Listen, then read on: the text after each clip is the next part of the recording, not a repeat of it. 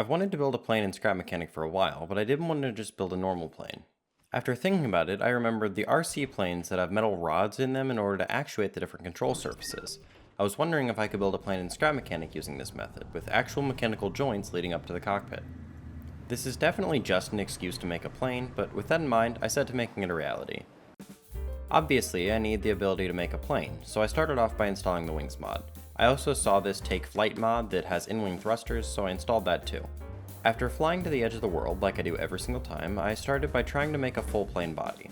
I was thinking that I wanted to make the body first and then try to force the actuation rods into it afterward. I quickly realized that wouldn't really work out, and the body I built was too large anyway. I also made the decision here to build the whole thing out of the plastic block, which I ended up sticking to.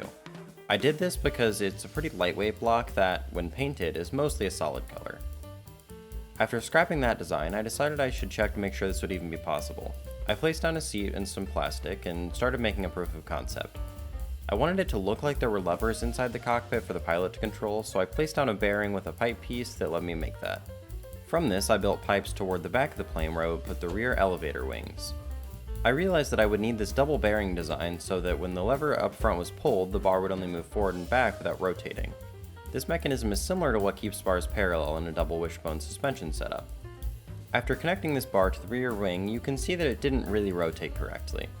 I thought about this for a minute before I realized that the attachment point needed to be in line with the rotation of the wing. Without this, the wing was only loosely coupled and kept falling over.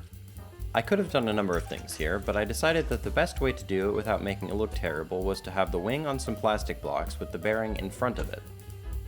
This isn't ideal because it means the wing actually changes positions relative to the body, but Scrap Mechanic physics almost certainly won't actually care.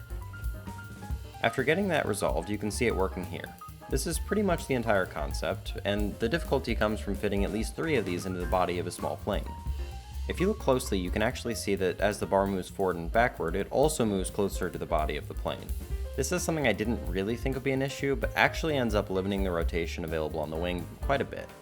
I didn't expect much, but just for fun, I connected an elevator to the other side of the body and put 2 front wings with thrusters on them. After connecting the thruster to the seat, I turned it on to see what would happen. Obviously it didn't fly well, but you can see that the pitch alone works pretty well.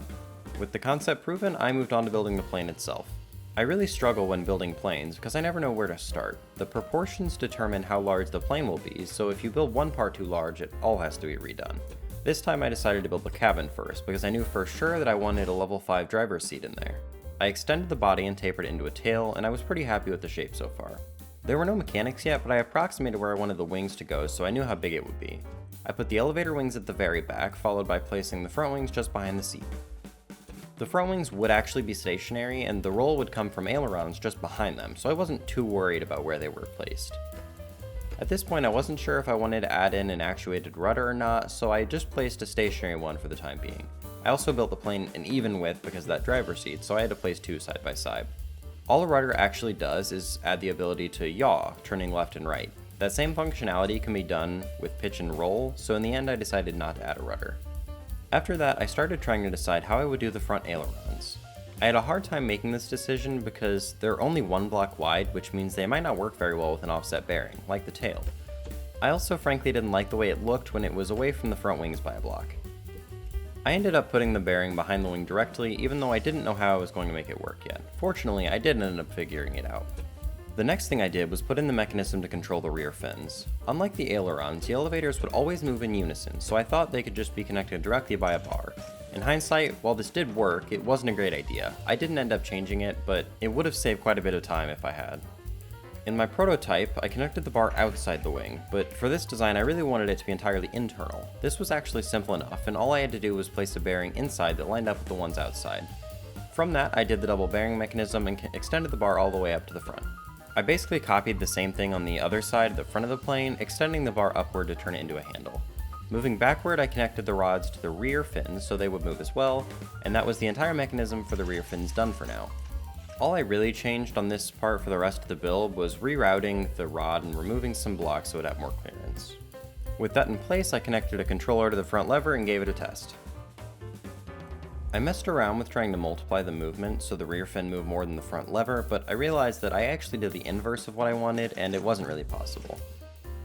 I wanted some more granularity in the movement though, so I set the controllers to only rotate a couple degrees, but enable the loop setting. This means that the elevator would slowly rotate to any position and stay where it was at, instead of quickly moving back and forth. I don't end up keeping this, but it was nice for testing. It was at this point I noticed though that I'd only been allowing the elevator to rotate in one direction, and that wasn't going to work for a plane. I don't know if you've ever seen a plane before, but they actually move up and down, not just down. I thought I'd be able to fix this by adding a second bearing to the other side that would fight the first bearing. This wouldn't be ideal, but it would be quick and easy. This, as I have come to expect from Scrap Mechanic, had some odd and inconsistent behavior. After connecting both bearings to controllers, each with the same settings just reversed, the rear wings only moved in one direction. Wait, why did that still go the same direction? I put it on and off the lift, I checked clearances, and did a few other things, but for some reason one bearing was always just significantly more powerful than the other. The more powerful one was the closer one, so I'm assuming that Scrap Mechanic favors that in some way, but I don't know for sure. With it clear it wasn't going to work, I tried something different. It's pretty common to use a double bearing setup like this to allow controllers to rotate a joint in two directions. This works because when not in use, the controllers keep their bearings stable, so as long as only one is activated at a time, the joint can rotate in both directions. This is also where I noticed my mistake with the motion multiplication, so I fixed that. I didn't show it off very well here, but you can see it working. It incrementally rotates in one direction at a time, each bearing counteracting the other.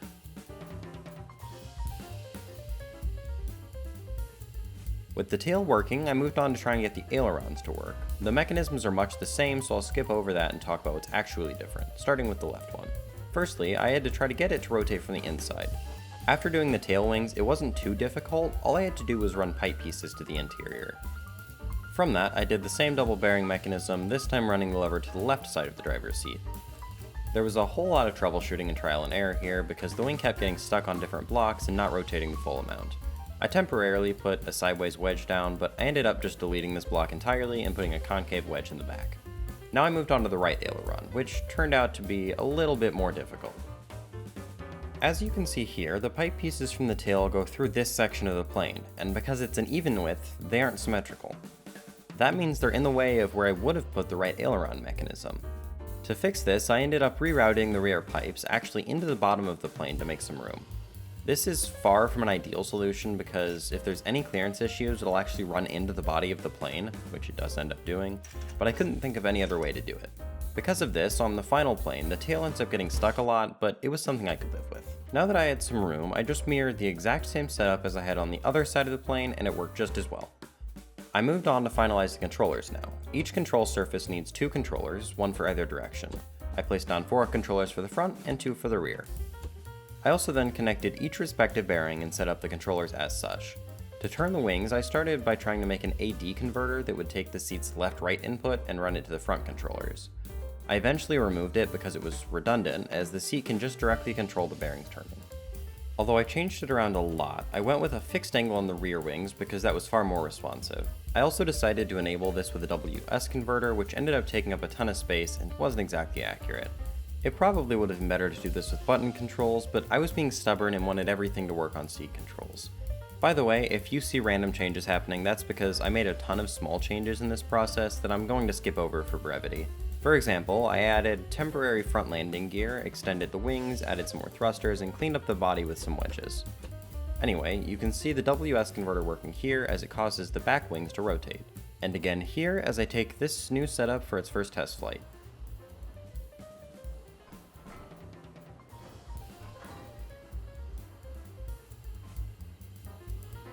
It doesn't work amazingly because I hadn't done any tuning yet, but it did work. And it was right here that I made a huge mistake. Okay, well that... Uh-oh. Uh-oh. Uh-oh. I really thought that the water would stop the plane, and it did not. I also hadn't saved this design in about an hour, so I had no choice but to catch it. Following this was almost 10 minutes of trying to catch it, and watching it gracefully fly in circles, just hoping that it would fall out of the sky.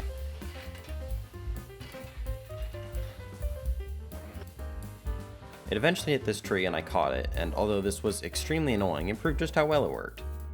Needless to say, I learned absolutely nothing and gave up trying to implement a solution to fix this major flaw.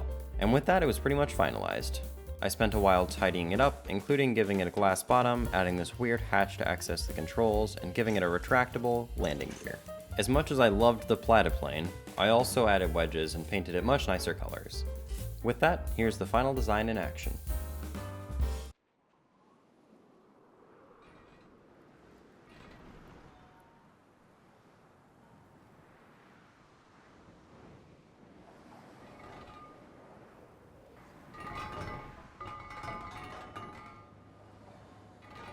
If you're interested in another video like this, you can click the card on the screen or check out my channel. I really like the way this build turned out, even if it does look a bit more like a bus than a plane. The mechanics are pretty small, but honestly I just wanted to build a plane anyway. Thank you so much for watching, and goodbye.